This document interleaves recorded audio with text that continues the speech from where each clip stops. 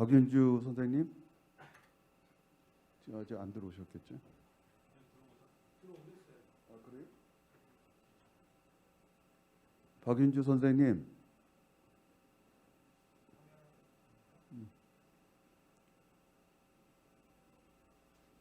네. 아, 예. 잘 들리시고요? 저 원래 있었는데 여기 예. 아, 예. 네. 일단은 확인 좀 하느라고요. 아 비디오를 켜야 되나요 지금? 야, 키시면 좋죠. 네네. 안녕하세요. 저희가 저 시작하면은 네. 지금은 마이크 꺼 놓으시고 네. 혹시 하울링 있을지 모르니까 그 다음에 이제 시작하실 적에 교수님 나오시면 될 것 같아요. 마이크만. 네.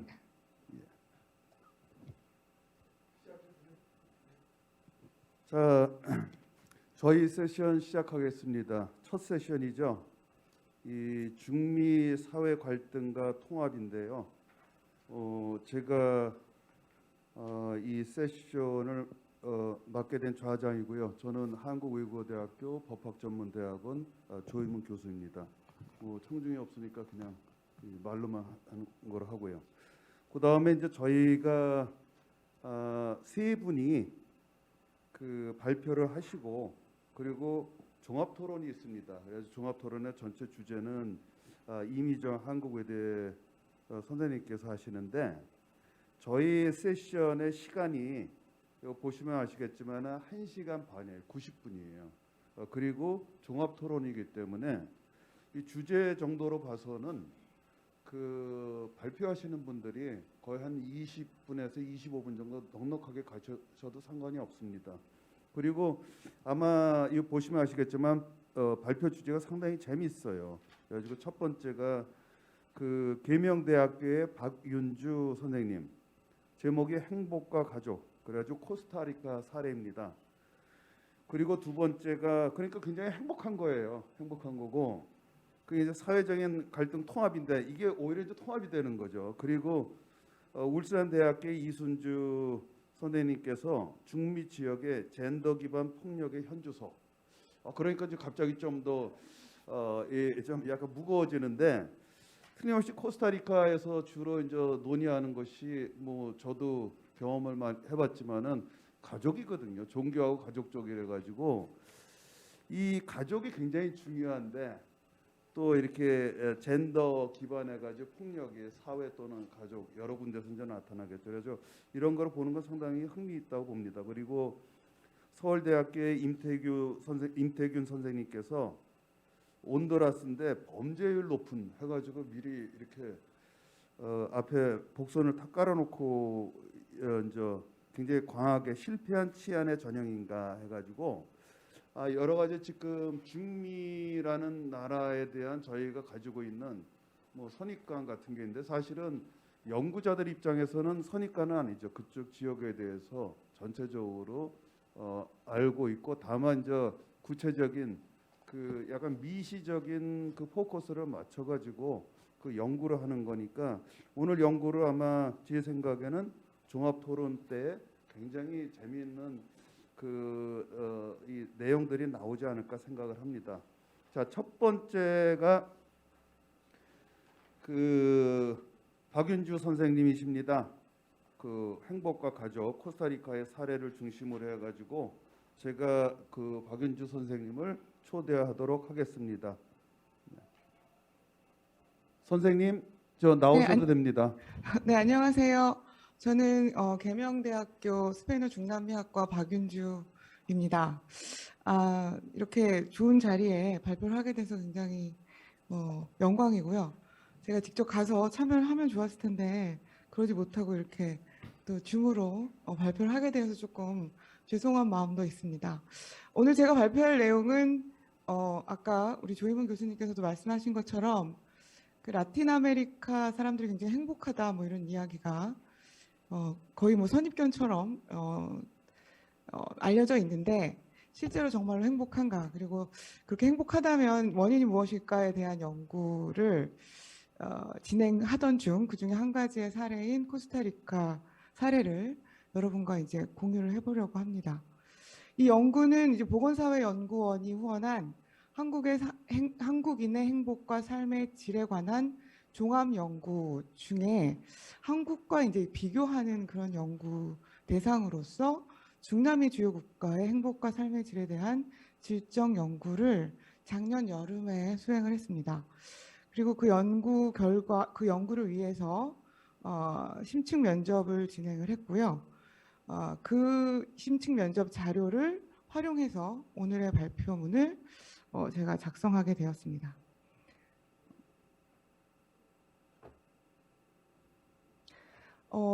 그 발표문의 목차는 이제 보시는 바와 같이 일단 제가 왜 이런 연구가 진행이 되었는지에 대한 배경을 설명을 하고, 그리고 이미 이 라틴 아메리카의 행복 지수나 행복의 요인으로서 가족을 이야기했던 그런 선행 연구들을 좀 살펴보고, 그리고 정말로 코스타리카 행복 지수와 가족은 관계가 있는가라는 연구 주제를 갖게 되었다는 부분을 설명드립니다.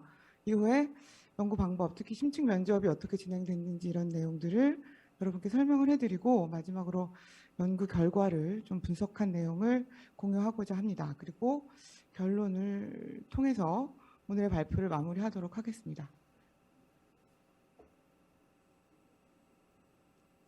일단 연구의 배경은 라틴 아메리카 국가들이 행복하다는 겁니다. 월드 해피니스 리포트라고 해서 매년 이제 전 세계 국가들의 행복 지수를 다양한 지표를 가지고 조사해서 발표하는 그 보고서가 있는데, 뭐 늘 라틴 아메리카 국가들이 상위 뭐 20개국 안에 잘 포진이 되어 있고요. 특히 코스타리카 같은 경우는 굉장히 높은 순위 20위 안에 거의 꼭꼭 드는, 여기서 이제 2021년 리포트가 그 발표가 됐는데 16위를 기록했습니다. 이 같은 보고서에 보시면 우루과이는 31위고 브라질은 35위, 멕시코는 36위, 파나마는 41위, 칠레가 43위, 그리고 이제 굉장히 많은 치안 문제 뭐 이런 것들로 논의가 많이 됐었던 엘살바도르도 49위, 콜롬비아가 52위를 기록하면서 한국은 62위를 기록했는데, 한국보다 행복하다고 생각하는 행복지수가 높은 국가들이 라틴 아메리카에 이렇게 많이 있다는 것이 아마도 라틴 아메리카 사회를 연구하는 많은 학자들한테 굉장히 흥미로운 현상으로 보여질 거라고 생각이 듭니다. 근데 이제 이게 단순히 뭐 올해 리포트만 그런 게 아니고, 제가 계속 앞에서 말씀드렸지만 상당 기간 동안 라틴 아메리카 국가들이 한국보다는 늘 행복한 행복 지수를 높게 가지고 왔던 그 사례가 있고요.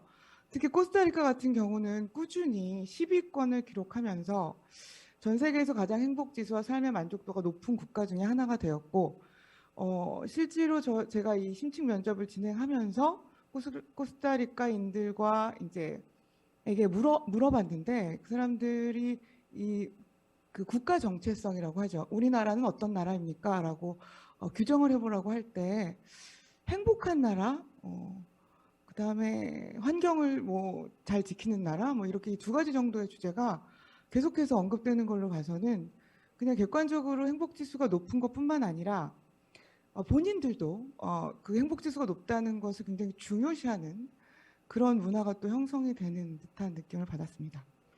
라틴 아메리카가 이렇게 왜 행복한가에 대해서 학문적으로 관심을 갖게 된 중요한 이유는 기존의 이론들은 아무래도 GDP가 어느 정도 행복지수와 상관관계가 있다.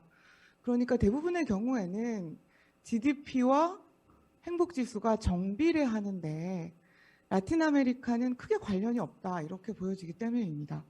이제 오른쪽에 보시면 2017년에 꼰치라는 분이 그 미주개발은행에서 발표한 자료를 행복지수와 연동해가지고 분석한 그래프인데요.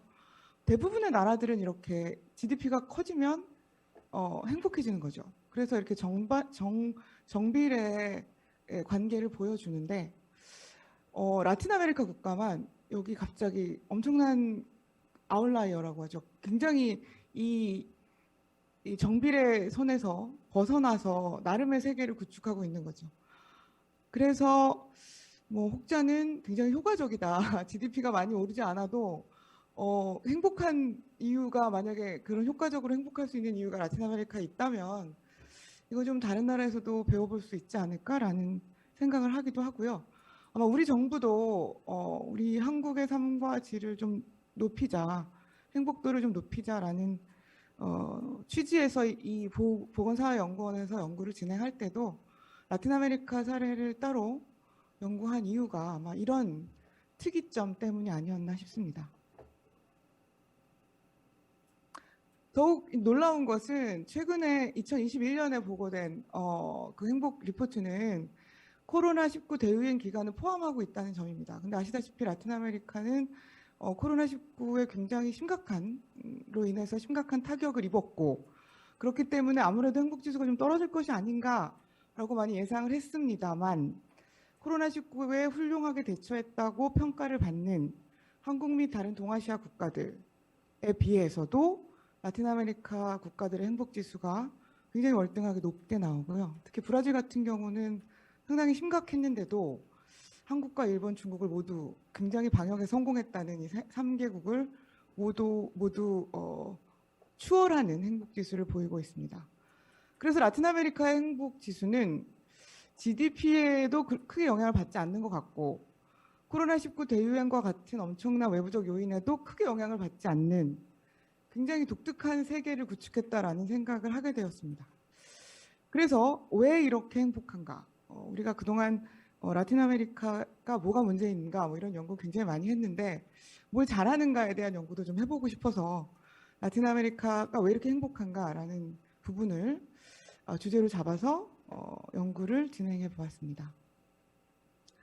일단 라틴 아메리카 행복 지수의 결정 요인에 대해서는 여러 가지 연구가 이제 해외 학계에서는 되어 있는데 국내 학계에서는 2018년에 전북대 이상현 선생님이 그 라틴 아메리카 행복 지수의 그 연구 트렌드를 잘 정리를 하셔가지고 논문을 발표를 하셨어요. 그래서 그 논문에서 주로 거론된 두 저자가 있는데 로하스와 베이티아입니다. 이 사람들이 꾸준히 라틴 아메리카 행복 지수에 대한 연구를 많이 했고 그리고 이제 가족을 라틴 아메리카 행복 지수의 결정 요인이라고 지목을 합니다.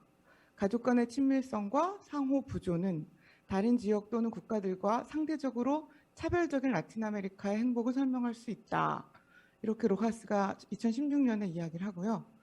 이 가족이 또 베이티아 같은 경우에는 라틴 아메리카 가족이 이렇게 친밀한 이유는 일단 대가족이고 배우자가 있다, 즉 이혼율이 낮고 부모와 함께 거주도 하고 그 다음에 라틴 아메리카인들은 부모에 대한 존경과 무조건적인 사랑을 가지고 있고 부모의 자랑이 되고자 노력하고 가까운 사람에 대해서 도움을 주는 것을 중요하게 여기는 경향이 있다. 그래서 상대적으로 대가족을 이루면서 가족 간의 존경과 사랑이 매우 높은 수준으로 서로 돕고자 하는 경향이 높다라고 설명을 하고 있습니다. 가족, 라틴 아메리카에서 가족이 전반적으로 행복을 결정하는 데 굉장히 중요한 요인이 된다라고 주장하는 저자들은 대체로 비슷한 주장을 하는 것 같아요. 라틴 아메리카 사람들은 좀 친밀하고 가족을 좋아하고 부모님을 사랑한다. 근데 이제 사회과학자로서는 왜 라틴 아메리카 사람들만 가족을 좋아하지? 뭐 이런 생각을 해볼 수 있는 거죠. 그리고 우리나라 같은 경우에도 사실은 이혼율이 높지 않고 부모에 대한 존경과 뭐 부모님에 대한 사랑은 뭐 유교 전통 하에서 굉장히 강조되는 부분들 중에 하나고요. 자녀들이 부모님의 자랑이 되고자 노력하는 지수는 굉장히 높습니다. 한국도. 그럼에도 불구하고 한국은 왜 행복하지 않을까? 뭐 이런 생각도 하게 만드는 선행 연구라고 볼 수 있습니다. 그 다음에 이제 펜츠라는 사람이 2012년에 다른 동료들과 함께 발표한 논문에서는 라틴 아메리카의 행복 지수, 특히 코스타리카의 행복 지수는 건강해서 그렇다라는 아주 특이한 흥미로운 주장을 펼쳤습니다. 그는 이제 건강한 삶이 행복한 삶의 전제 조건인데 코스타리카가 다른 나라들, 다른 라틴 아메리카 국가들, 특히 중미 국가들과 비교해서 볼 때 전국민 의료보험 제도를 갖고 있어서 건강이 잘 유지가 되고 그래서 행복지수가 강화되었다 이런 주장을 하는 논문을 발표했는데요. 문제는 역시 우리나라도 전국민 건강보험 제도가 너무 잘 되어 있다는 사실이죠. 그래서 과연 건강보험 제도로 이 행복을 설명할 수 있을까라고. 근데 아이디어는 굉장히 흥미로운 거죠. 가족이나 관계에서 찾는 것이 아니고 코스타리카 사회가 코스타리카 국민에게 줄 수 있는 다양한 복지제도와 행복 지수를 연결했다는 점에서 아이디어를 줍니다만 과연 의료보험 제도가 행복의 지수를 강화하나? 한국과 비교해 볼 때 그게 유의미한 이야기인가라고 조금 고개를 갸우뚱하게 만드는 그런 선행 연구였습니다. 그 밖에 야마모토라는 분이 2016년에 라틴 아메리카 사람들은 전통적인 가치를 중시하고 관계를 지향하기 때문에 높은 행복감을 갖고 있다라는 연구 결과를 또 발표를 했는데요. 개인주의적인 가치보다는 관계 속에서 본인을 정립하고 돈독한 인간관계를 굉장히 중시하기 때문에 행복하다라는 주장을 했습니다. 이 주장은 가족이라는 키워드만 빠져 있을 뿐 사실은 앞에서 가족에 대해서 이야기한 로하스나 베이티아의 연구와 좀 비슷한 맥락에 라틴 아메리카 사람들의 성향 혹은 문화 이런 것들이 그들을 행복하게 만들다라고 주장을 하는 그런 논문입니다. 그리고 마지막으로 최근에 발표된 논문인데 이분은 이제 사회적 감정 환경이라는 게 존재한다. 그러니까 라틴 아메리카만 본 게 아니고 49개국을 비교했고요. 이분은 심리학자인데 우리에게는 내추럴 인바이러먼트만 있는 게 아니라 그러니까 그냥 물리적인 환경만 있는 게 아니라 소시에탈 이모셔널 인바이러먼트가 있다. 그러니까 사회적인 감정 환경이라는 게 국가마다 있는데 이거 일종의 감정 기후라는 거죠. 그래서 개인이 내가 오늘 우울해, 내가 오늘 기뻐도 있지만 사회가 일종의 감정을 날씨처럼 갖고 있다고 보시면 됩니다. 대표적으로 이분이 주장하는 바가 뭐냐면 긍정적인 감정 환경이 있고 부정적인 감정 환경이 있는데 즉 긍정적인 감정 환경은 긍정적인 감정 표현을 아주 자유롭게 할 수 있는 환경이고 부정적인 감정 환경은 기후는 긍정적인 표현보다는 부정적인 표현을 자유롭게 하는 그런 감정 기후 환경인 거죠. 근데 이분의 주장에 따르면 라틴 아메리카는 긍정적인 감정 기후가 굉장히 높다. 즉 긍정적인 일이 일어났을 때 굉장히 적극적이고 강력하게 그런 긍정 감정을 표출하는 것에 그런 문화가 약간 특화되어 있다고 생각을 합니다. 그래서 이분의 이제 그 가설은 긍정적 감정 기후가 있는 나라의 사람들은 높은 삶의 만족도가 있고 긍정적 감정 표현이 억제된 부정적 감정 표현이 더 많이 드러난 그런 국가들에서는 삶의 만족도가 낮다는 거죠. 어떤 의미에서는 GDP나 뭐 재해나 뭐 그밖에 다른 경제적 위기 이런 것보다는 그 사회의 구성원들이 함께 만들어낸 사회의 감정 기후라는 게 있고 그것에 의해서 개인의 심리적인 상태가 영향을 받는다라는 연구입니다. 굉장히 흥미로운 연구긴 한데요. 긍정적 감정 표출이 이렇게 가능한 원인은 뭘까라고 생각하는 게 다시 한번 사회학자적인 질문이었습니다. 제가 이걸 읽으면서 굉장히 흥미롭고 굉장히 말이 되고 실제로 라틴 아메리카에 가보신 분들은 정말로 긍정 감정을 표현하는데 되게 자연스럽다라는 생각을 많이 드셨을 텐데 우리 라틴 아메리카 사람들이 어떻게 그런 환경이 조성됐을까라는 질문에는 딱히 답을 하지 않는 연구였긴 합니다. 하지만 역시 이 또한 사회가 갖고 있는 어떠한 문화적인 측면이 개인의 행복도에 영향을 끼친다라는 측면에서 앞서 연구한 논문들과 굉장히 맥을 같이 한다라고 보실 수 있을 것 같습니다. 그럼 이렇게 다 되어 있는데 그럼 뭘 연구를 할 것인가에 대해서는 첫째 1번은 코스타리카죠. 코스타리카라는 특정한 사례를 가지고 연구하는 것들이 좀 부족해서 코스타리카를 다시 한번 짚어보자라는 것이 첫 번째 리서치 퀘스천이었습니다. 그래서 코스타리카의 높은 행복 지수를 설명하는 요인이 정말 가족인가를 확인해 보고 싶었고요. 그다음에 두 번째로는 가족을 좋아해, 가족을 사랑해, 가족에서 너무 따뜻해, 뭐 이렇게 개별적으로 개인들이 느끼는 감정 그 이면에 가족이라는 사회적 기관이 작동하는 방식에 대해서 궁금했던 거죠. 그러니까는 사람들한테 물어보면 다들 가족은 나에게 너무 소중해라고 말하는데 어떤 환경에서는 그 소중한 가족이 나를 행복하게 만들고 어떤 환경에서는 그 소중한 가족 때문에 불행한 거죠. 그래서 가족이라고 우리가 말을 하는 굉장히 추상적인 무엇이 있긴 하지만 그 가족의 내용, 그 가족이 작동하는 방식 이런 것은 굉장히 다를 것이다 라는 게 제 가설입니다. 그래서 코스타리카인들의 가족이 작동하는 독특한 특수성을 한번 연구해 보고 싶다라는 취지에서 이 논문을 준비하게 되었습니다. 연구 방법은 지적 연구 방법이고요. 일단 2020년 8월부터 9월까지 한 달 동안 코스타리카인들과 심층 면접을 진행을 했습니다. 사실 이 연구는 코스타리카만 한 게 아니고 코스타리카와 멕시코를 이렇게 연결해가지고 한 20명 정도를 심층 면접을 했고요. 제가 오늘 소개해드릴 사례는 그냥 코스타리카인들인 거죠. 사실은 이게 직접 가서 연구를 했어야 되는데 아시다시피 2020년 여름에 그 코스타리카나 멕시코를 갈 수 있는 상황이 코로나19 대유행 때문에 되지 않아서 결국은 줌을 통해서 세미 스트럭처럴드 인터뷰로 진행을 했고요. 인터뷰 대상자는 국내 거주하는 코스타리카인 인포먼트 정보원을 통해서 그분이 이 코스타리카인들이 많이 모이는 페이스북 페이지나 트위터들의 해시태그를 달아서 신층 면접 대상들을 모았습니다.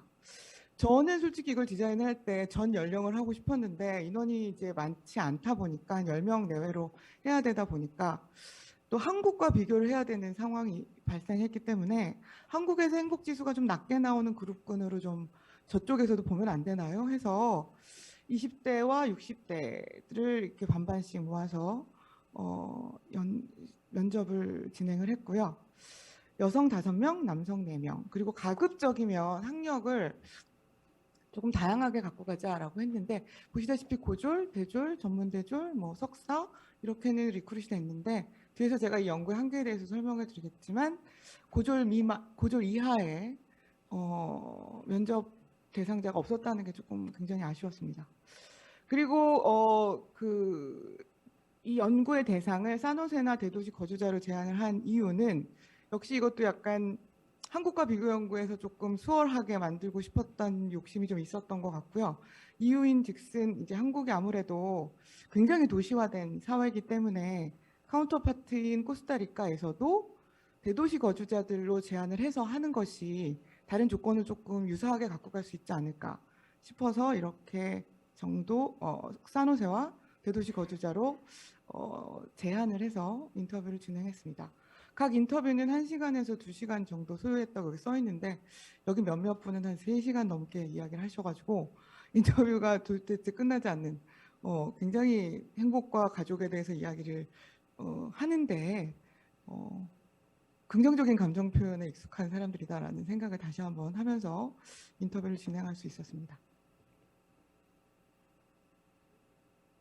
연구 결과는 일단 첫 번째로는 9명 전원이 행복한 삶을 살고 있다고, 단 한 명도 불행하다는 거나 행복한지 안 행복한지 모르겠어요 라고 답한 사람이 없었고, 혹시 지금 행복하신가요? 라는 질문에 대해서 네, 행복합니다 라고 yes, no로만 대답하는 게 아니고 굉장히 구체적으로 얼마나 행복한지 에 대해서 열심히 이야기를 그 9분이 다 해주셔서 좀 놀랐고요. 그 다음에 우리가 이제 이 연구를 하기 전에 약간 의심했던 것 중에 하나가, 제가 오늘 소개시켜 드리지는 않았지만 선행 연구 중에 그냥 라틴 아메리카 사람들은 긍정적이다, 그러니까 이런 서베이를 하면 그냥 긍정적으로 대답한다 뭐 이런 연구도 있거든요. 그래서 그걸 좀 테스트를 해보기 위해서 이 사회에 대해서 갖고 있는 외부적인 불만들에 대해서도 질문을 했어요. 그런데 외부적인 요인에 대한 불만도 아주 디테일하고 정확하게 장시간 이야기를 하는 것으로 봐서 외부적인 요인에 대한 불만, 그러니까 사회에 대한 불만이 없어서 행복하다는 게 아니고 그런 불만들이 굉장히 강하게 존재하고 뭐가 잘못됐다는 것에 대한 분노 뭐 이런 것들이 있는데 그럼에도 불구하고 그런 외부적인 요인이 내가 행복한 감정을 방해하지는 않아라는 그런 태도 이런 것들을 제가 볼 수 있었습니다. 네. 헉, 어머. 발표가 5분 남았다네요. 네. 그래서 무조건 긍정적인 감정의 환경도 아니고 상대적으로 주변국에 비해서 나은 환경이라는 아니고 상대적으로 주변국에 비하여 굉장히 나은 환경이라는 것에 대한 자각은 있지만 사회에 대한 불만이 있는 거죠. 그래서 이걸 보면 심리적으로 그냥 긍정적이기만 해서 행복하다라는 분석에는 의문을 제기할 수가 있었습니다. 뭐가 그렇게 불편한가요? 라고 물어봤더니 이런 대답들을 하는 거죠. 많은 것들이 불쾌하다. 이 사회 많은 상황들이 화가 난다. 여성들이 정당한 지위를 인정받지 못해서 치안이 불안하다. 학교 갈 때 대중교통이 너무 엉망진창이다. 불안하다. 나는 중하층이 사는 그런 지역에 살고 있는데 부족한 게 너무 많다. 불행하다. 라고 불행을 또 아주 적극적으로 또 이야기를 하기도 했습니다.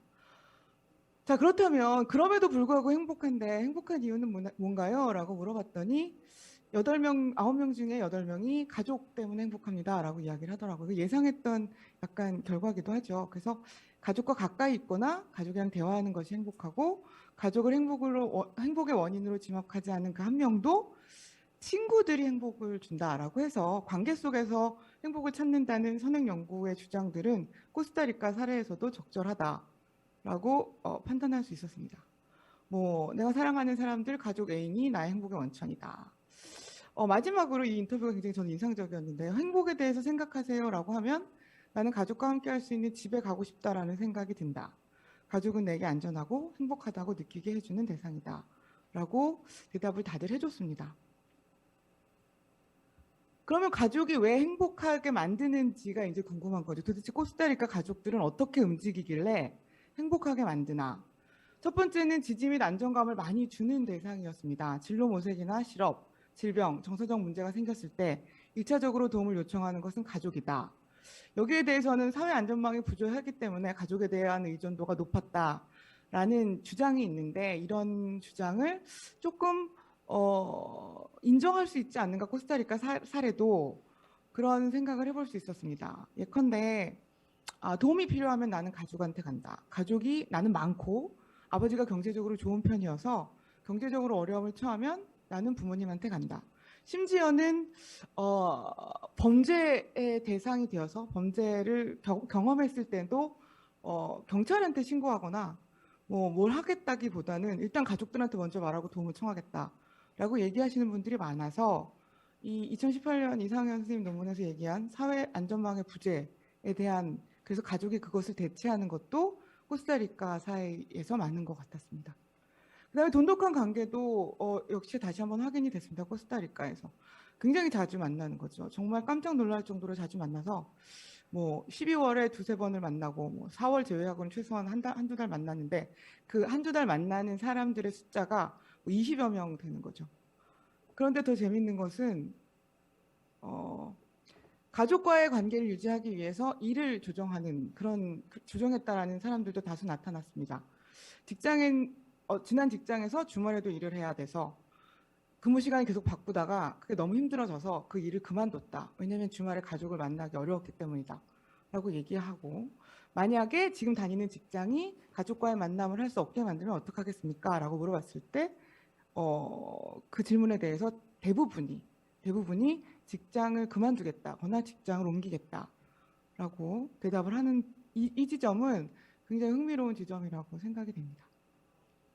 그다음에 가족의 범위가 넓은 것. 이게 저는 앞으로도 추가 연구를 더 해봐야 될 부분인 것 같은데요. 친부모님이 돌아가셨을 때 엄마의 친구가 저를 입양했죠. 그런데 지금 문제가 뭐냐면 이 가브리엘라는 가족의 범위 안에 혈연으로 연결된 사람뿐만이 아니라 친한 친구들과 친구의 부모님들까지 막 다 포함해서 파밀리아라고 얘기를 하고 있었던 거죠. 그래서 라틴 아메리카의 혹은 코스타리카인들에게 가족은 혈연을 좀 약간 범위를 벗어나지 않나? 이런 가설을 한번 세워볼 수도 있지 않을까 싶었고요. 그리고 가족이 막 애인을 포함해서 5명에서 뭐 20명 정도가 나를 도와줄 거다. 그래서 전반적으로 가족 범위가 굉장히 넓었습니다. 제가 시간을 제대로 잘 못 써가지고 부랴부랴 좀 끝나긴 하겠는데 어쨌든 결론적으로는 이 연구를 통해서 코스타리카인들과의 심층 면접을 통해서 코스타리카에서 가족의 행복에게 끼치는 영향에 대해서 확인할 수 있었고요. 가족은 코스타리카인들에게 행복을 강화하는 기제로 작동하는 것을 확인했고 기존의 라틴 아메리카의 행복 지수에 대해서 이야기했던 것들이 코스타리카에서도 그대로 적용이 된다라고 생각이 됩니다. 특히 광범위한 인간관계 형성의 기제라는 점은 한국의 가족과 비교해서 연구할 수 있는 굉장히 중요한 지점이 아닌가라는 생각을 해봤습니다. 따라서 기존의 구체적인 사례들로 지목되어 온 라틴 아메리카 행복지수 결정 요인에 대한 이론을 구체적인 사례로 한번 입증을 해보았습니다. 이 연구의 한계라면 사실 질적 연구에서 심층 면접 8명이나 9명이 그렇게 적은 건 아니지만 욕심 같아서는 다른 다양한 연령대와 다양한 학력을 좀 포괄하는 샘플을 조금 늘려보고 싶다라는 생각이 들어서 후속 연구로는 샘플 사이즈를 좀 늘려서 이 부분을 좀 강화해서 연구를 더 해봐야 되지 않을까 싶습니다. 제 발표는 여기서 마치도록 하겠습니다. 감사합니다. 예. 박윤주 교수님 들리나요? 대단히 감사합니다. 좀 더 자유롭게 시간을 좀 더 많이 드렸으면 좋겠는데 저희가 가진 시간이 한정되고 또 이 자리에서 세션이 3개가 진행되기 때문에 저희가 시간을 준수할 수밖에 없습니다. 그러니까 그거를 양해해 주시면 좋겠고 결국은 가족이 중요하다는 얘기가 되는데 저는 한 가지 이제 궁금했던 것이 나중에 저 토론에서 시간이 되면은 한번 이런 얘기도 한번 논의했으면 좋겠다는 것이 요새는 대부분 다 도시화가 굉장히 가속화돼 있어가지고 그 가정이라 그럴 적에 이제 보통 저희가 얘기하는 전통적인 농촌이나 지방에서의 가족이라는 개념이 있고 그리고 이제 지금은 이제 아파트 도시에서의 그 가족 개념을 어떤 식으로 측정할 수 있겠느냐. 결국은 도시화를 벗어날 수는 없으니까 도시 내에서의 그 가족의 회복, 가족관계 회복 이런 것도 굉장히 좋은 주제라고 생각을 합니다. 예, 감사합니다. 그다음 이제 두 번째 발표는 울산대학교의 이순주 교수님이십니다. 제목은 중미지역 젠더 기반 폭력의 현주소입니다. 한 20분 정도 발표해 주시면 될 것 같습니다.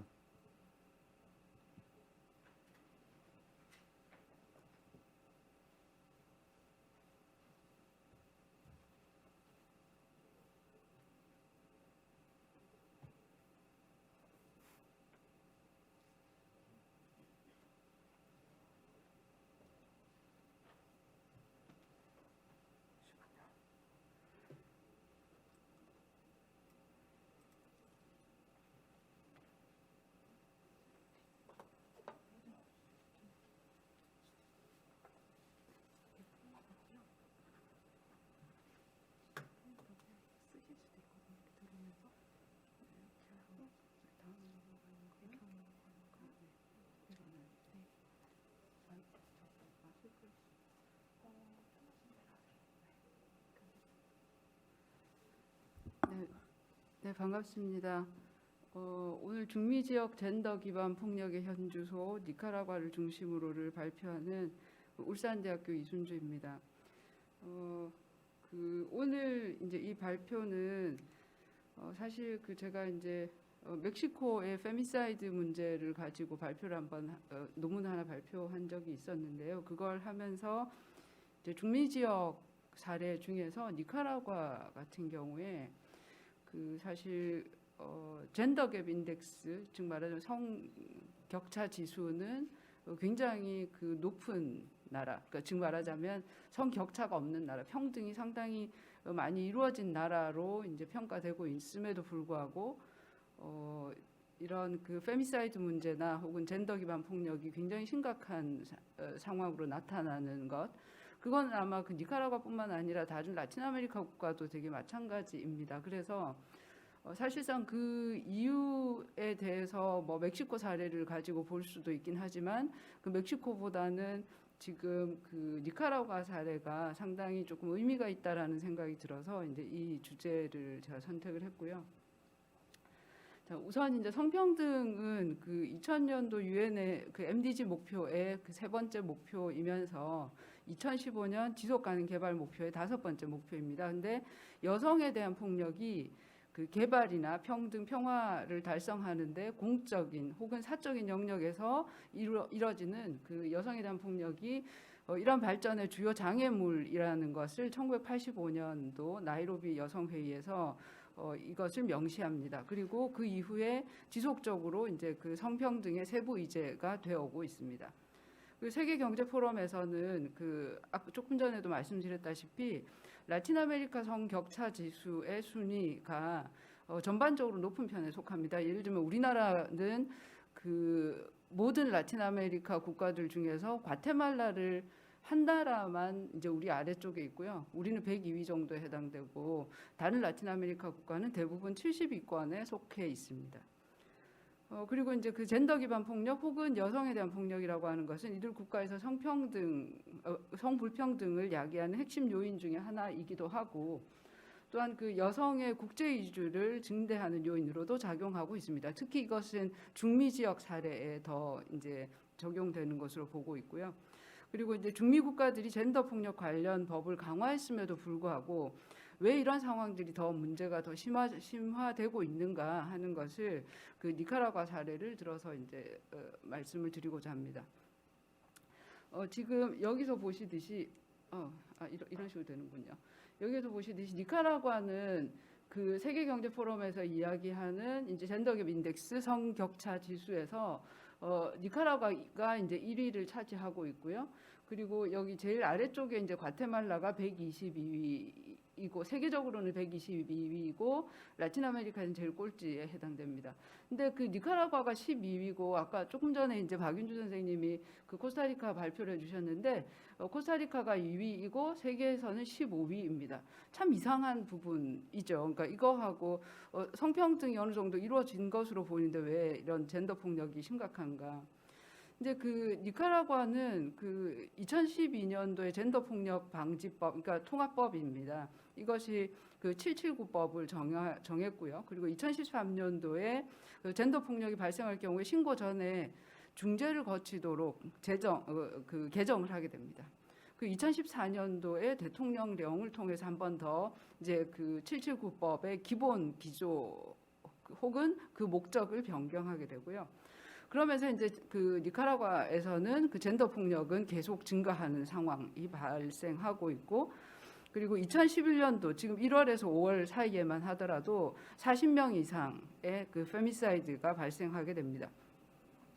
근데 여기서는 이제 카톨리카스 por el derecho a nacer라고 하는 그 NGO에서는 이것이 정부가 실제로 일어나고 있는 페미사이드 통계를 축소하고 있는 것이다라고 이야기를 해왔었고요. 그리고 조금 전에 설명했다시피 이제 지속 가능 개발 목표에서는 그 여기에 보시면 5.2에 그러니까 이제 두 번째 세부 항목과 세 번째 세부 항목에 보시면 이제 젠더 폭력이 여기 포함이 되어 있습니다. 그래서 그만큼 그 이 젠더 폭력을 해결하는 것 자체가 성평등을 조금 더 이제 증진시키는데 가장 중요한 내용 중에 포함될 수 있다고 보겠습니다. 이런 그 여성에 대한 폭력과 젠더 기반 폭력 개념의 그 발전이 어떻게 이루어졌는가를 잠깐 설명을 드리면요. 1975년 멕시코 회의에서 1975년에서 85년까지가 세계 여성의 10년이었는데 1975년도에 여성에 대한 폭력이라고 하는 걸 규정을 할 때 이때만 하더라도 가족 내에서 발생하는 것으로만 인식했었습니다. 그러다가 이제 1985년도에 가서 그러니까 그 개발이나 평등, 평화를 달성하는 데 있어서 이제 공적, 사적인 영역에서 일어나고 있는 여성에 대한 폭력이 주요 장애물이다라고 하는 것을 명시했고요. 그리고 이제 정부가 다양한 역할을 할 것에 대해서 요구를 하게 됩니다. 그리고 이제 1989년도 유엔에서 이제 그 가족 내에서 여성에 대한 폭력이라고 하는 그 보고서를 하나 발간하게 되는데 이것이 실제로 유엔에서 젠더와 폭력에 관한 접근법을 변화시키는 그런 계기가 됩니다. 그래서 첫 번째는 그 가정 내 폭력이 여성에 대한 폭력의 유일한 형태가 아니다. 훨씬 더 다양한 폭력이 존재한다. 그리고 여성 폭력이 젠더에 기반하고 있고 그리고 종족과의 연계성이 있고 그리고 이제 남녀 불평등과 차별로 인한 것이기 때문에 이것은 인권의 하나로 다루어야 된다라고 이제 설명하고 있습니다. 그리고 1992년도 여성차별철폐위원회 같은 경우는 젠더 기반 폭력이라고 하는 것을 구체적으로 정의를 하는데 여성이라는 이유로 그리고 여성을 대상으로 하는 폭력 또는 여성에게 불균형적으로 영향을 미치는 폭력으로 정의를 하게 됩니다. 그리고 이제 뭐 국가가 권리 침해를 방지하거나 폭력 행위를 조사하거나 처벌, 보상 이런 것들도 제대로 하지 않았을 경우에 사적 영역에서 일어나는 젠더 폭력 행위도 정부가 이제 배상을 해야 된다라는 내용도 명시하게 되고요. 그리고 이제 1993년도에 이제 여성에 대한 그 폭력 철폐 선언을 하면서 좀 더 이제 구체적인 개념으로 정의를 하게 됩니다. 그래서 1993년 이후에 이제 이 젠더 기반 폭력이라고 하는 것을 여성에 대한 폭력으로서 이제 국제적으로 사용되게 되고요. 그러다가 지금은 이제 조금 더 포괄적으로 여성에 대한 폭력뿐만 아니라 그러니까 이런 그 젠더 기반 폭력이라고 하는 것이 여성, 남성 그리고 또 성소수자, 그 소녀, 소년 할 것 없이 모두에게 일어날 수 있는 그런 일임을 이제 명시하고 있습니다. 하지만 그런 것이 생물학적 성별 혹은 성 정체성을 기반으로 하는 개인을 대상으로 하는 폭력을 의미하는 것으로서 얘기되고 있습니다. 근데 여기 이제 오늘 말씀드릴 내용 중에서 좀 더 나아간 거는 페미사이드 문제인데요. 그러니까 이 페미사이드라고 하는 것은 우리나라에서는 여성 혐오 사례 정도로 이제 번역이 되는 것 같고요. 근데 이 페미사이드라고 하는 개념은 이제 국제적으로는 많이 사용이 되긴 하지만 한국에서는 아직 제대로 자리 잡은 용어는 아닌 것 같다는 생각이 듭니다. 이 페미사이드라고 하는 것은 이제 여성 사례인데 원래 이 페미사이드라고 하는 용어가 보편하게 되기 시작한 건 멕시코의 시우다드 후아레스에서 일어나는 여러 사례들을 바탕으로 해서 이제 이 용어가 전 세계로 이제 확산이 되게 되는데요. 그러니까 실제로 이제 이 페미사이드라고 하는 용어가 나오게 된 어떤 의의라고 하면은 그러니까 일반적인 살인, 호미사이드라고 하는 거 젠더 중립적인 살인이죠. 그러니까 그거는 뭐 여성과 남성 혹은 뭐 젠더 기반이라고 하는 걸 얘기를 하지 않으니까요. 그래서 그런 용어를 대체할 용어가 필요했었고, 그리고 실제로 페미사이드라고 하는 용어를 구체화함으로 해서 그 현상에 대해서 혹은 그 사건들이 어떤 것들인지 규정을 할 수 있게 되고 거기에 따른 통계를 작성할 수 있게 됩니다. 그러면서 이제 다양한 여러 가지 대처 방법이 이제 생길 수 있다라고 하는 것이 굉장히 중요한 의의가 될 수 있고요. 그리고 이제 미주국가기구에서 이제 페미사이드 선언을 하게 됩니다. 벨렘도 바라 협정 이행을 위한 제4차 폭력에 관한 뭐 전문가 회의 이런 데서 이제 페미사이드 선언을 이제 발간하고요. 그리고 이 페미사이드라고 하는 용어를 두고 중남미나 전 세계적으로 이제 많은 논쟁이 붙게 됩니다. 페미사이드냐, 페미니사이드냐라고 하는 것 때문에. 그래서 그런 논쟁 과정이 이제 학자들 간에 이 페미사이드라고 하는 것에 대해서 이제 관심을 좀 더 확산시키기도 하고 사회에서도 이제 확산시키는 그런 계기가 되기도 합니다. 그래서 이제 WHO 같은 경우에는 이 페미사이드가 개인이나 가족, 공동체, 사회 구조 4가지 수준에서 발생한다고 보았고요. 가해자 범주는 파트너나 남편, 뭐 명예살인, 지창금, 뭐 성폭력, 뭐 이런 부분으로 이제 포함하고 있습니다. 라틴 아메리카에서 그 페미사이드하고 관련된 법이 이제 대부분의 국가들에서 제정하고 있습니다. 이 법을요. 근데 국가마다 이제 약간 페미사이드에 대한 규정도 좀 다르고, 그리고 처벌하는 기준도 좀 많이 다른데요. 가중 처벌 살인으로 처리하는 나라들, 그리고 이제 단순한 페미사이드와 가중 처벌 페미사이드를 또 구별하는 나라, 그리고 또 뭐 기타 등등 여러 이제 차이들을 조금씩 가지고 있습니다. 그래서 이 용어도 페미니사이드 혹은 페미니시디오로 사용하는 나라, 그리고 페미사이드 혹은 페미시디오로 사용하는 나라, 이렇게 이제 구별이 되고 있고요. 이 페미사이드 법을 제정함으로 인해서 사실상 이런 남성이 지배적 혹은 특권적 지위를 가지고 있고 여성에 대해서 폭력과 힘의 사용을 용이하기 때문이라는 것을 인정을 한 것이고요.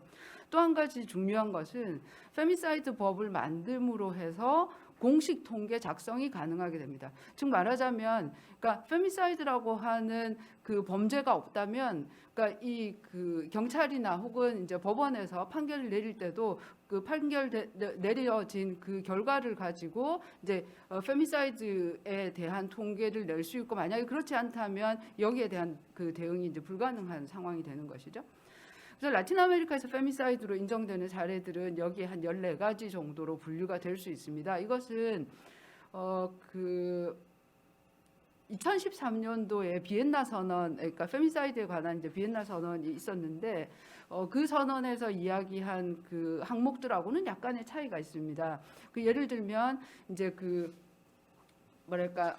여성 할례라든지 혹은 또 지참금을 명목으로 해서 이제 여성을 살해하는 것, 혹은 또 명예살인이라든지 이런 부분들은 여기에 포함되어 있지 않기 때문에 여기 라틴 아메리카에서 페미사이드로 인정되는 사례들은 라틴 아메리카라고 하는 사회적 문화적인 배경을 이제 포함하고 있다고 볼 수 있습니다.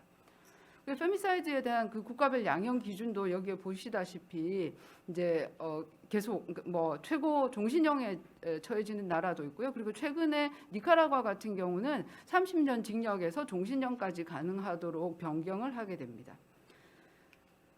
자, 그리고 이제 각 국가별 페미사이드 현황인데요. 여기서 보시면 이제 브라질하고 멕시코가 굉장히 높은 것으로 나오는데요. 여기 지금 표시는 안 되어 있는데 보라색 점이 원래는 있거든요. 여기 보라색 점이 있는데 이 막대 그래프는 실제로 일어났던 횟수를 말하는 것이고요. 발생 건수이고, 보라색은 여기 지금 표시가 원래 됐어야 되는데 안 돼 있네요.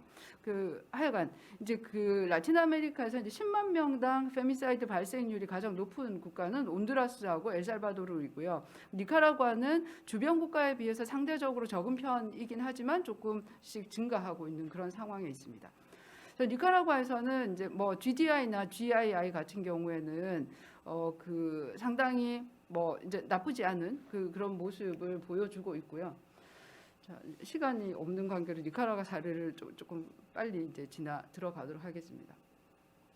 니카라과에서 이제 여성에 대한 폭력 관련 법은 이렇게 이제 바뀌어 오게 됩니다. 처음에 이제 풀뿌리 여성 단체들이 젠더 기반 폭력을 감소시키고 또 국가의 책임성을 강화하기 위해서 법적인 혹은 제도적인 변화를 이끌어내는데 핵심적인 역할을 수행해 왔었고요. 그래서 1992년도에 이제 처음으로 강간 및 기타 성범죄에 관한 법이 만들어지게 됩니다. 그리고 중간에 이제 여러 단계를 거치기는 하지만 실제로 가장 의미 있었다라고 생각되는 법이 2012년도에 있었던 779법입니다. 여기에는 이제 여성 폭력에 관한 통합법이라고 해서 이제 제정이 되게 됩니다. 근데 뒤에 이제 2013년도부터 시작해서 계속 이 법이 실제 2012년도에 만들어졌던 이 법의 의미를 상당히 퇴색시키는 그런 조치들이 계속 지속적으로 이제 나타나서 그러니까 지금은 굉장히 많이 후퇴한 그런 상황에 있습니다. 그래서 이 니카라과에서 779법이 만들어지게 된 정치적 배경을 보면은요. 그러니까 지금 다니엘 오르테가가 얼마 전에 다시 이제 재집권하게 됐었죠. 그래서 그 부분 다니엘 오르테가하고 상당히 또 관련이 있는 그런 법인데요. 이제 2006년도에 이제 그 다니엘 오르테가가 반신자유주의 정서 혹은 야당의 분열이나 선거법 개정 등으로 해서 이제 대선에서 승리하게 됩니다. 그러다가 다시 이 사람이 이제 그 집권하려고 할 때 그 특히 이제 중간에 이제 이 과정 건너뛰고 그 2012년도의 상황을 이야기를 하겠습니다. 그러니까 2005년도쯤에 가면 이제 오르테가하고 그 부인이 원래는 이 사람이 이제 그 산디니스타 그 게릴라 출신이죠. 그래서 좌파 성향이 굉장히 강했고 교회하고 관계가 별로 좋지 않았어요. 그런데 2005년도부터 이제 오르테가하고 그 부인, 지금 현재 부인이자 부통령인 그 로사리오 무리오가 교회에서 결혼식을 하게 되는데 가톨릭 교회에서 결혼식을 하고 나면서 이제 가톨릭 교회하고 급속도로 관계가 친해지게 됩니다. 그러면서 거기에다가 또 복음교회하고도 관계가 강화되면서 교회가 그 복음교회는 한 30%까지 이제 신도가 확장되는 그런 상황이 되어 있거든요. 그러면서 결혼하고 이렇게 이제 그 가톨릭 교회하고 관계가 좋아지고 난 뒤로 2006년도에 낙태를 전면 금지하게 됩니다. 즉 치료적인 목적에 의한 그 낙태조차도 못하도록 만들어버려요. 그러면서 이제 시민들과 이제 여성계에서 굉장히 많은 반발을 하게 되거든요. 그러다가 2008년도 대통령에 취임하고 그 뒤에 이제 그 2009년도에 대법원에서 그 이 다니엘 오르테가가 연속 재선 이 불가능하도록 되어 있었는데 그 법을 이제 무효화합니다. 그리고 그러면서 2011년도에 이제 재집권의 길을 마련하고 결국은 2011년도에 재선에 성공하게 되는데 그 산디니스타 민족해방전선이 의회의 3분의 2석을 장악한 상황이었어요.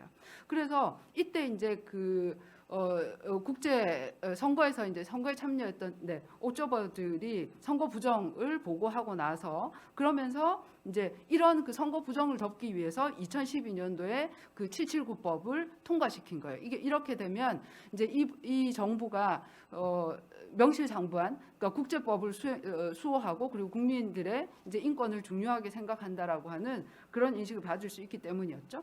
근데 사실 이 니카라과 779법 제정이 되기 전까지 사회적 배경도 보면 그 다양한 이제 그 페미사이드와 젠더 폭력이 굉장히 증가하고 있던 상황이었고요. 그래서 결국 2011년도에 대법원이 주재를 해서 이제 정부 부처의 다자위원회를 개최하고 검찰이나 그 국가경찰, 뭐 대법원, 가족부 이렇게 다 모여가지고 초안을 만들게 되었고 그 초안이 2012년도에 이제 그 뭡니까 그 의회에서 이제 통과되게 되는 거죠. 왜냐하면 산디니스타에게도 굉장히 필요했고 또 시민사회에서도 많은 요구를 했었기 때문에 가능했던 겁니다. 그래서 이제 이 779법은 사실상 그 이 니카라과 여성들이 니카라과 사회에서 굉장히 환영받을 정도로 그 여성의 그 이제 폭력을 여성에 대한 폭력을 방지할 수 있는 그런 조항들이 있었는데 문제는 뭐냐면 그 이제 이 그 779법은 이제 보수 사회 그리고 그 가톨릭교나 복음교나 남성협회 뭐 지역 변호사 등에서 굉장히 많은 반발을 일으킵니다. 그래서 가족을 파괴할 것이다. 그리고 뭐 더 많은 가정 폭력을 낳을 것이다. 혹은 남성을 차별함으로써 이제 동등한 보호의 헌법적 원칙을 위배한다. 뭐 이런 그 이야기들을 굉장히 많이 하게 됩니다.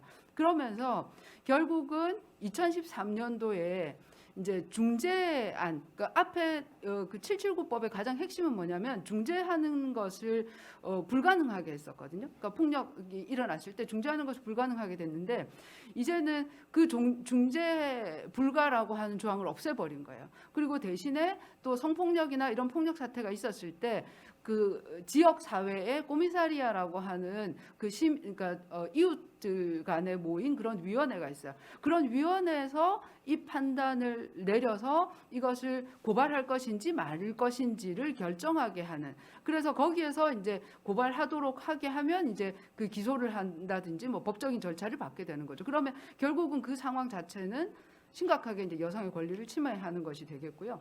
그 또 한 가지는 뭐였냐면 대통령령이 뒤에 보시면 2014년 대통령령에서는 이 그 젠더 폭력에 관한 통합법 자체의 목적을 완전히 변경시켜 버립니다. 이것이 이제 가정의 화합 문화를 강화하기 위한 것이다라고 하는 것으로 완전히 그 법의 목적을 변경함으로 해서 대단히 많이 후퇴하게 되는 그런 상황입니다. 그래서 지금 여기서 말씀드리고자 하는 거는 아주 짧게 말씀드리겠습니다. 국제적으로 굉장히 다양한 여러 가지 그 거버넌스, 즉 국제 협약이라든지 이런 것들이 있고, 그리고 국제적으로 아무리 이 나라에다가 니카라과에 이제 와 같은 이런 나라에 압박을 가하는 그런 그 계기로 작용한다 하더라도 이 나라에서 특정 국가에서 그 정권이 아주 공고화되어 있고, 그리고 이 정권이 이제 그 보수화되는 경우에는 그 국제적 거버넌스도 유의미한 어떤 영향을 미치지 못하거나 혹은 많이 후퇴할 수 있겠다, 이런 그 결론을 저는 내리게 됐습니다. 예, 감사합니다. 너무 예, 급하게 고맙습니다. 가서 죄송합니다.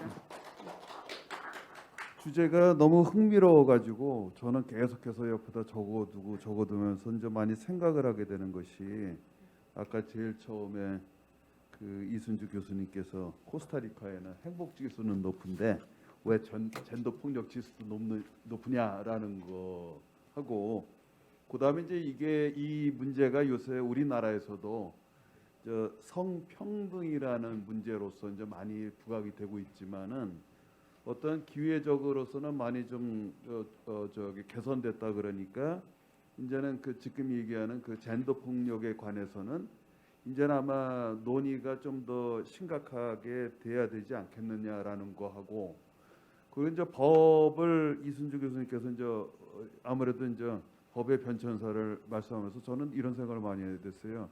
결국 법이라는 것은 그 사회적인 문화가 어느 정도는 성숙이 된 다음에 거기서 어느 정도 결집력이 있으면은 그 법으로 나오는 거고, 그다음에 만약에 목적적으로 법이 된다 그러면 그 다음에는 또 후 조치가 사회적으로 이러한 그 치유를 할 수 있는 문화들이 어느 정도 형성이 될 수 있는 어떠한 정책적인 또 노력도 있어야 되겠다는 생각이 들어가지고 참 흥미 있는 발표, 아주 뭐 재미있다 그렇지만 재미있게 들었습니다. 자, 끝으로 그 서울대학교의 임태균 교수님 모시겠습니다. 그 요번에 좀 약간 무서운 주제인데 범죄율 높은 온두라스입니다. 예. 지금이 2시 41분이기 때문에 그 뭐 언제 끝나라고는 제가 말씀을 못 드리겠고, 저희가 3시까지는 정리를 해야 되죠. 예, 그거까지 제가 말씀드리겠습니다. 네, 알겠습니다. 네. 앞에 발표 두 분 발표 너무 잘 들었고요. 제 발표는 연관이 또 돼 있습니다. 범죄율 높은 온두라스 실패. 먼저 전 서울대학교 라틴아메리카 연구소 임태균입니다. 네, 제 발표 제목은 범죄율 높은 온두라스 실패한 치안의 전형인가 물음표가 찍혀 있습니다. 네. 일단 그 발표 PPT는 그 책자에 나와 있는 거에서 조금 업데이트가 된 거라서 이거 화면을 보시는 게 좀 나을 것 같고요. 네. 온두라스는 여러분들이 다 아시다시피 항상 최근에 이제 더욱더 우리나라에서도 그 중미에 관심을 가지면서 상당히 많이 나오는 말이 그 노던 트라이앵글 해가지고 중미의 북부 3개국, 그래서 온두라스, 그 옆에 붙어 있는 엘살바도르, 그 옆에 또 붙어 있는 니카라과, 또 거기 뒤 옆에 또 이제 과테말라 뭐 이런 국가들까지 이제 보통 이제 많이 그 치안 얘기를 할 때 이제 묶어서 나오는 국가들인데요. 이 국가들을 보면은 최근에 그 미국으로 중미에서 엄청난 많은 그런 이주민이 생기면서, 특히 카라반이라고 여러분 많이 아시겠지만 그 문제가 또 대두되면서 항상 나오는 문제들이 이런 국가들 치안이 안 좋아서 사람들이 살기 불안해서 자꾸 떠난다라는 그런 어떤 메시지가 계속 전하는 말이 나와요. 그러니까 그런 말을 들으면서 저희는 사실은 중남미 안 그래도 무서운 국가 같은데, 일반인들에게는 특히나요. 중미 국가들 안 되겠네. 저기는 뭔가 가면 위험할 것 같고, 뭔가 어떤 국가가 실패한 어떤 정책적으로 실패하고 치안 안정에 실패한 그런 국가들이다라는 그런 강한 인상을 갖게 되는데요. 그러면 왜 도대체 이 온두라스는 범죄율이 높을까? 라는 것에서 이제 시작을 했습니다. 그런데 하다 보니까 이거 진짜 실패한 거야? 라는 의문이 생기는 오히려 그 반대의 그런 어떤 파인딩을 갖다가 찾게 됐는데요. 일단 연구 문제는 그 온두라스는 실패한 치안의 전형인가? 일단 기본적인 어떤 팩트를 이제 찾고자 하는 거였고요. 그 다음에 그러면 과연 온두라스 치안의 추세는 어떠한가? 그리고 온두라스가 치안의 개선이 되었다면 그 열쇠는 무엇인가? 여기서 이제 그 복선이 들어가겠지만 온두라스의 치안이 실패한 사례라기보다는 어떻게 보면 성공적인 사례로서 다시 재조명을 받아야 되지 않나 하는 그런 입장을 제가 또 표명을 하게 됩니다. 일단 치안, 즉 여기서 살인율 증감이라 그랬는데요. 보통 치안에 대한 어떤 인디케이터를 얘기할 때 가장 그 명확하게 지목할 수 있고 그다음에 정확하게 캘큘레이트 할 수 있는 것이 살인입니다. 다른 것은 뭐 여러 가지 종류의 범죄가 있긴 하겠지만 그 범죄 자체의 어떤 중경을 갖다 따지기도 힘들고 그다음에 그걸 갖다가 그 제대로 신고가 되지도 않는 경우도 상당히 많고요. 하지만 살인이라는 것이 되면은 그 죽은 그 시체가 발견이 되면은 하나의 그 카운트로 영락 없이 그 카운트가 되기 때문에 어떻게 보면 치안을 얘기할 때 살인율로서 어떤 치안의 어떤 그 불안을 갖다가 얘기를 많이 하는데요. 보통 그래서 이제 이 기존의 치안 살인율 증감에 대한 요인을 갖다 보는 연구들을 보면은 크게 그 경제적인 요인들, 구조적인 경제 요인들을 갖다 주목하는 것들이 또 상당히 많습니다. 기본적으로 그래서 실업과 빈곤에 대해서 주목하는 그 연구들이 있고요. 실업과 빈곤과 그다음에 이제 그 살인율의 어떤 정비례 관계를 많이 보는 경우 있고요. 그것을 넘어서 이 절대적인 어떤 경제 상황을 넘어서서 이제 경제적 불평등, 사람들이 느끼는 어떤 소득 불평등과 소득 불평등에 의해서 사람들이 느끼는 상대적 박탈감이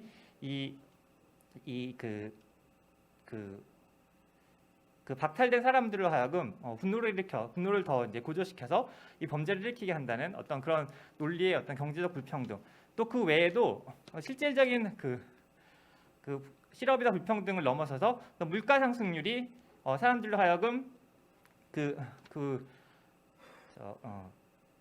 이 사회에 대한 분노를 높이고 그다음에 그 크라임에 대한 코스트를 낮추는 그런 효과가 있고, 또 반대로 사회 복지가 제대로 이루어지지 않는 국가들에서는 이런 일련의 어떤 구조적 경제적 요인들이 더 잘 그러니까 나쁘게 작동을 해서 치안에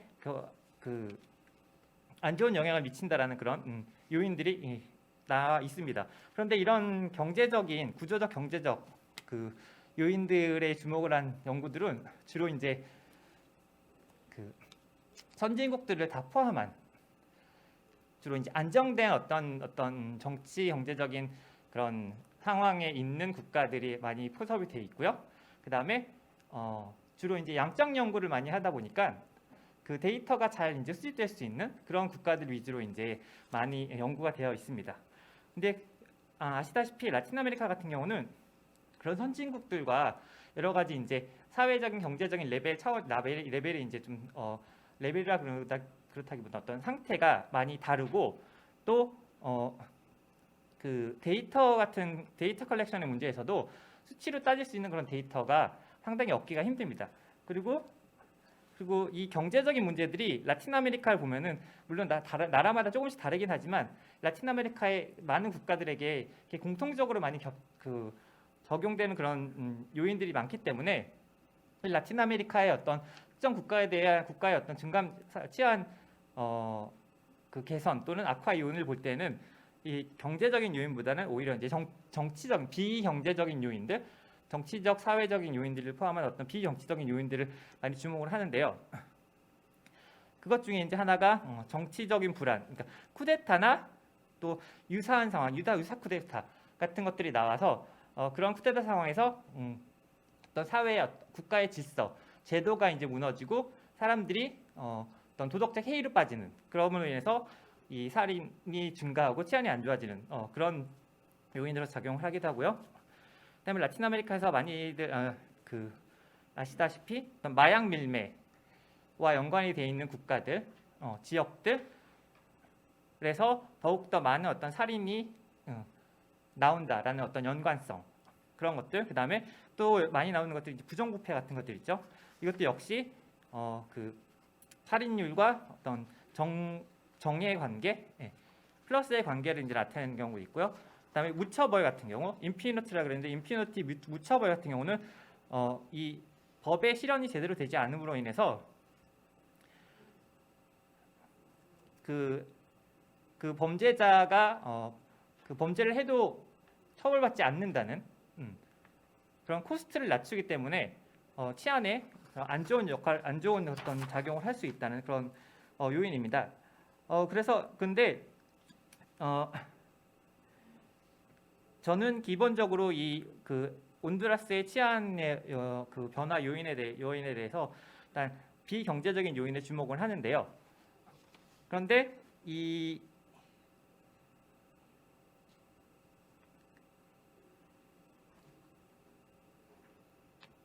비경제적인 요인을 주목을 하는 데 있어서 저의 연구는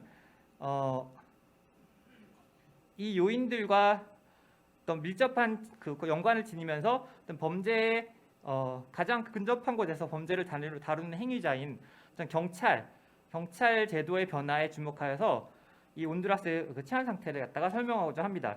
그리고 기존의 어떤 많은 연구들이 범죄를 악화를 설명하기 위한 노력으로서 다양한 요인을 주목하고 설명하는데 제 연구는 어떤 범죄의 개선을 설명하기 위한 어떤 직접적인 시도로서 접근을 하고 있습니다. 물론 이 두 접근이 어떤 추론과 함의를 거치면서 비슷한 시사점을 얻을 수도 있지만 또 좀 더 적극적인 관점에서 치안 향상을 위한 요인 분석을 제시하고자 합니다.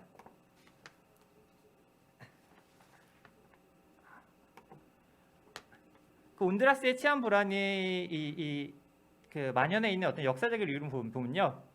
일단은 마약 거점에 일단 마약 밀매의 거점이 되었다는 것을 볼 수 있는데요. 1983년 독립이 되고 그 이후로 19세기, 20세기에 거쳐서 많은 어떤 반란과 어떤 진화 혁명이 있으면서 여느 중미 국가들만큼 이렇게 안정되지 못한 그런 상태에 있었습니다. 그런데 1981년에 이제 군부 독재가 물러나고 재민주화로 인해서 이제 민간 정부가 들어섰는데 여전히 이제 경제적으로나 정치적으로 상황이 개선되지 않은 상황이었고요.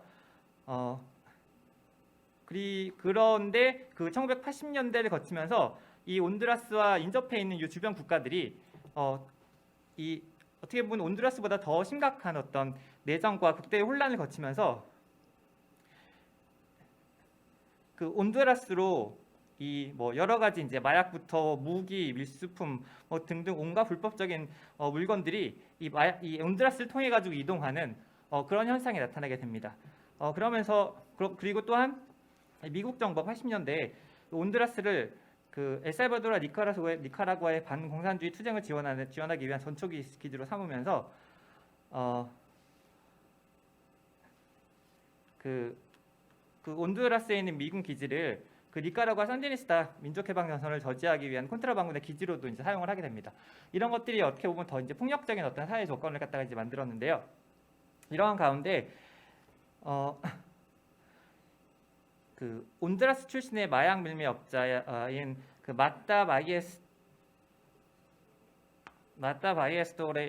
도레오스라는 사람이 이제 멕시코의 과달라라 카르텔과 그 콜롬비아의 메데인 카르텔을 연결하면서 어떤 서방구 최대의 마약 밀매 가구를 구축을 하게 됩니다. 그러면서 이제 온두라스 같은 경우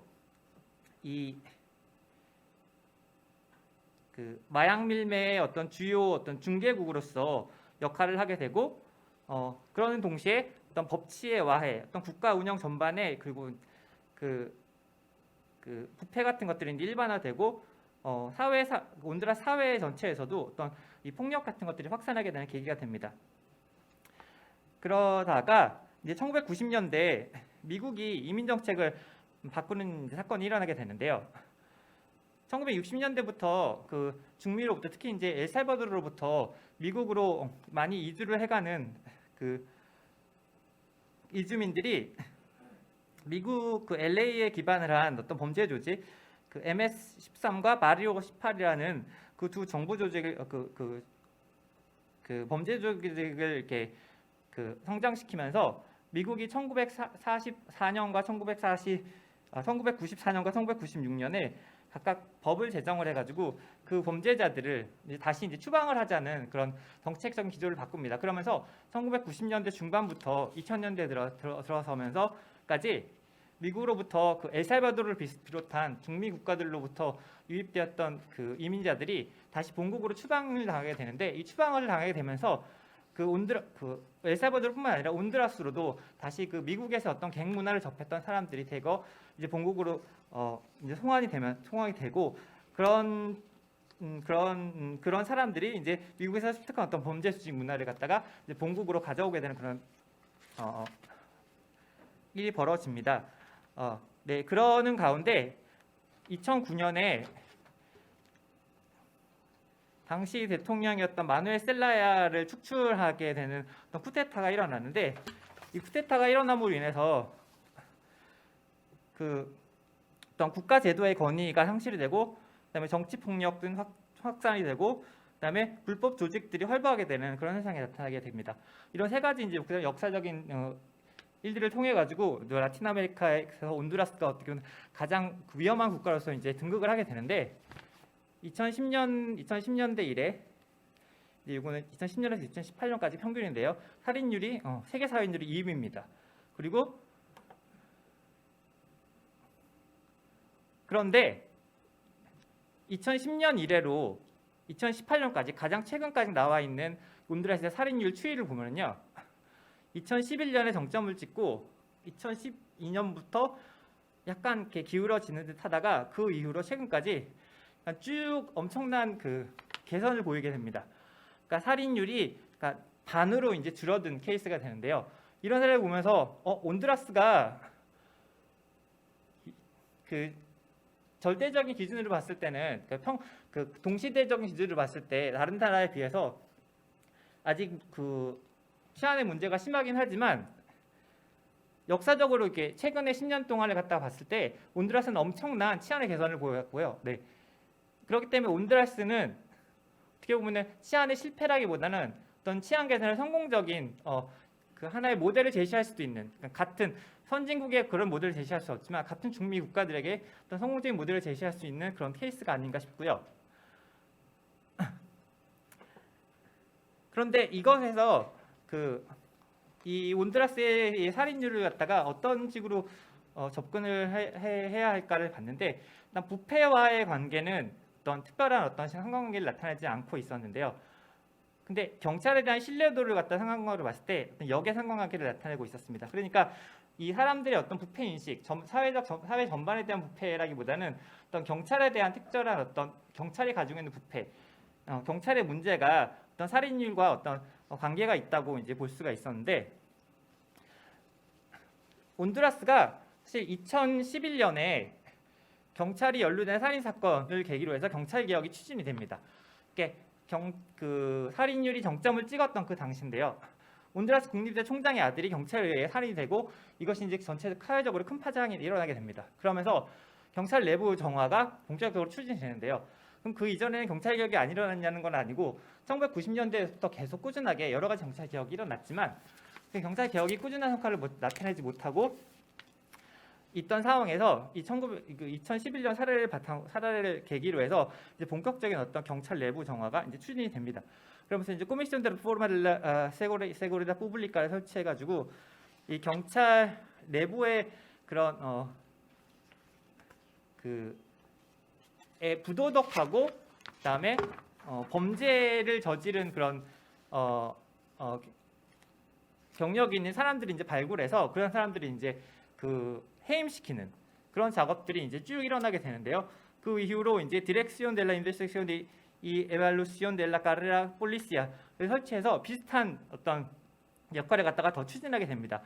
하지만 이제 이 두 개의 어떤 조직 조직이 성과를 보이는 듯한데 아직 미온적인 성과를 보이는 가운데 2016년에 들어서 또 한 번 2009년에 있었던 어떤 그 경찰 고위직의 살인 사건이 다른 경찰 고위직에 의해서 만들어졌다는 어떤 그런 결과가 이제 발표가 되면서 다시 한번 이제 그 온두라스 내부에서 경찰 개혁, 경찰 내부 정화에 대한 어떤 필요성이 일어나게 되고 그런 가운데 2016년 4월에 이 특별 기구 그 온두라스 경찰의 어떤 정화와 그 변혁을 위한 특별 그 기구가 설치가 됩니다.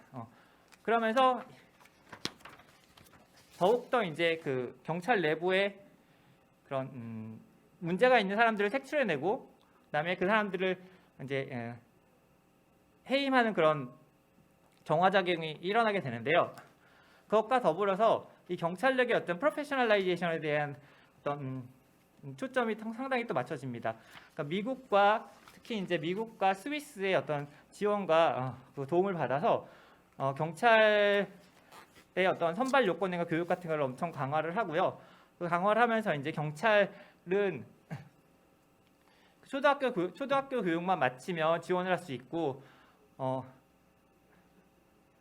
그 교육 과정도 그렇게 길지 않고 되게 쉬웠는데 이제 그 프로페셔널라이제이션을 시작을 하면서 고등학교 이상 된 사람들이 이제 지원을 할 수 있게 됐고 교육 기간도 현장 실습을 포함해서 11개월간 정도 그런 교육을 강화하게 됩니다. 그리고 여러 가지 이제 근무에 필요한 장비들 같은 것을 현대화시키고요. 그다음에 처우도 그 급여 같은 것도 40% 가량 인상시키는 것으로 인해서 어떤 경찰의 어떤 프로페셔널레이션을 그 급속도로 이제 심화시키고 그다음에 경찰들이 그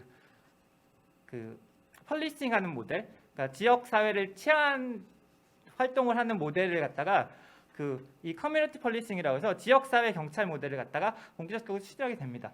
이것이 사실은 10년, 20년 전부터 이 커뮤니티 펄리스 모델은 그러니까 2000년대에 들면서도 이 언급이 되었긴 했지만 그 온두라스의 어떤 경찰 개혁이 본격적으로 이제 커뮤니티 펄리싱을 갖다가 도입한 건 이제 이 모델로 나시오날 데 세르비시오 데 폴리시아 코무니타리아라는 또는 모델로 까트라초 이 온두라스 모델이라는 이 모델로서 이제 본격적으로 시작을 하게 되는데요. 그러니까 이 모델은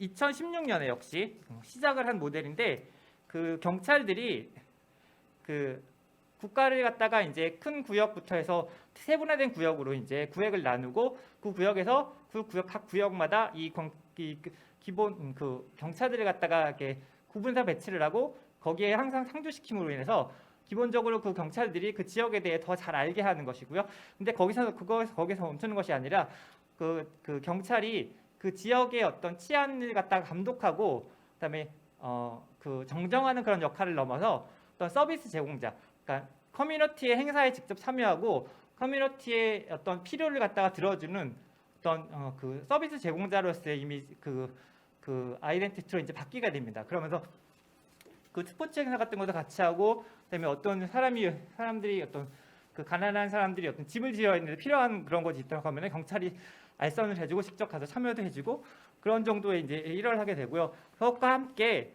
또 갱 리지스턴스 에듀케이션 앤 트레이닝 프로그램에 의해서 이건 어떤 경찰이 역시 이제 커뮤니티 경찰의 모델로서 경찰이 그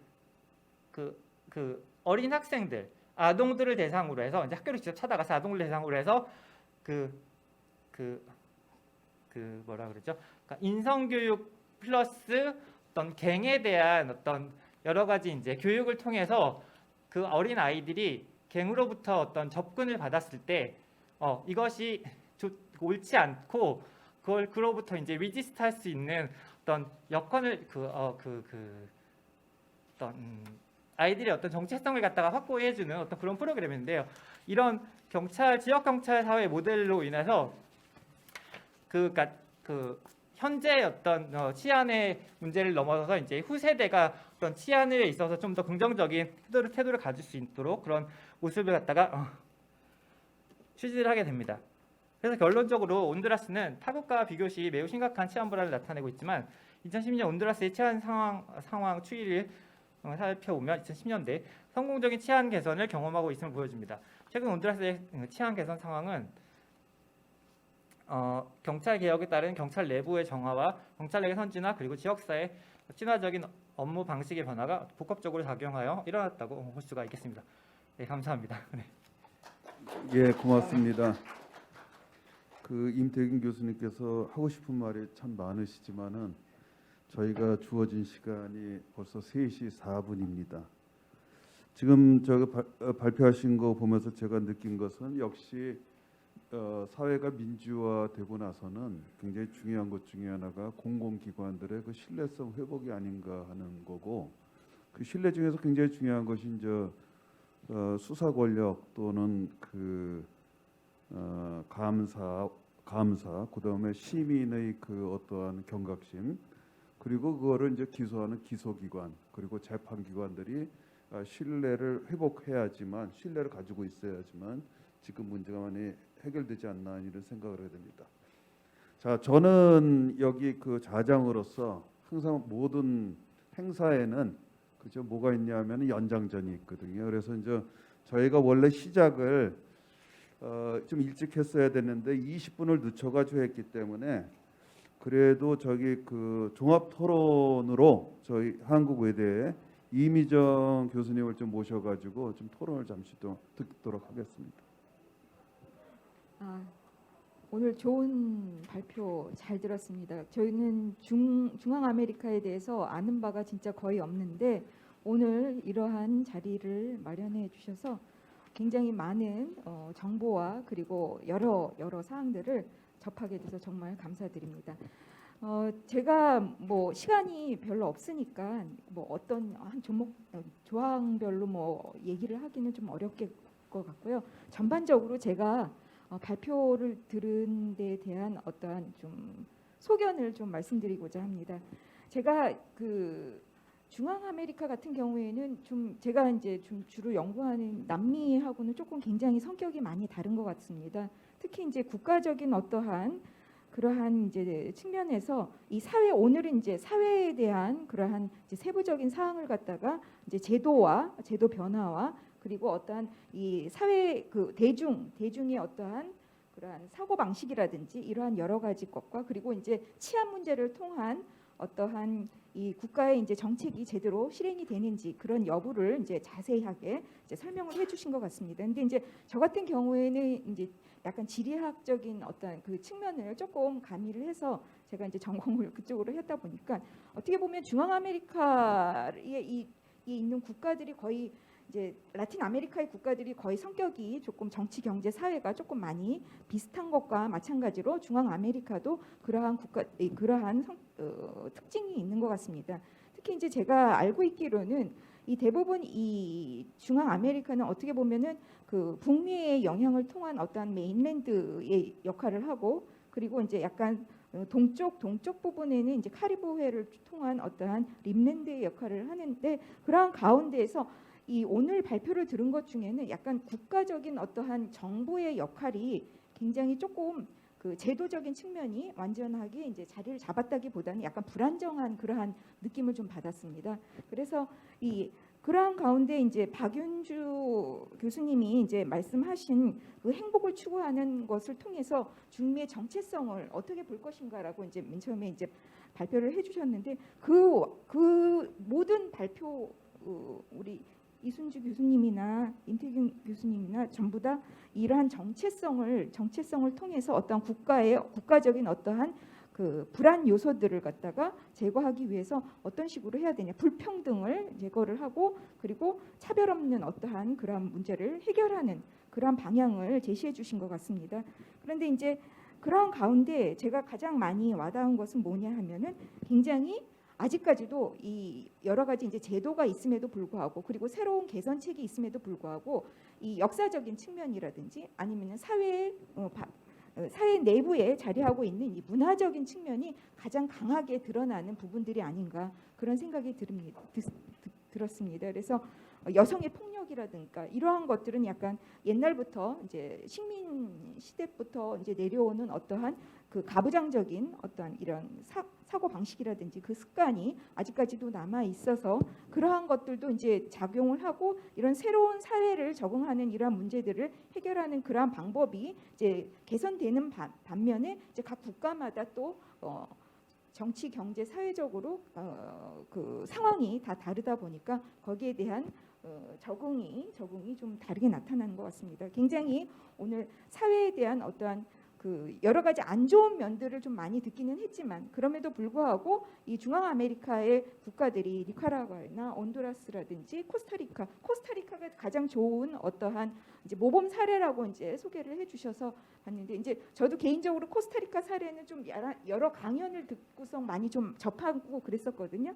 그런데 그런 것과 마찬가지로 같은 방향 안에서 이 치안 문제를 다뤘던 이러한 부분도 어떻게 보면은 계속해서 개선해 나가면서 앞으로는 이러한 그 개선 방안이 그 지역사회를 통해서 아까 임태균 교수님 말씀하셨듯이 지역사회 국가적인 틀에서 제대로 역할을 못하는 부분을 지역사회적인 측면, 가족에서부터 시작해서 지역사회적인 측면으로 이제 확대되어 가면서 그것이 확장되어 가면 오히려 그것이 대응 방안이나 아니면은 해결 방안이 되지 않을까 그런 생각을 좀 해봤습니다. 네, 저의 종합 토론은 이것으로 마치겠습니다.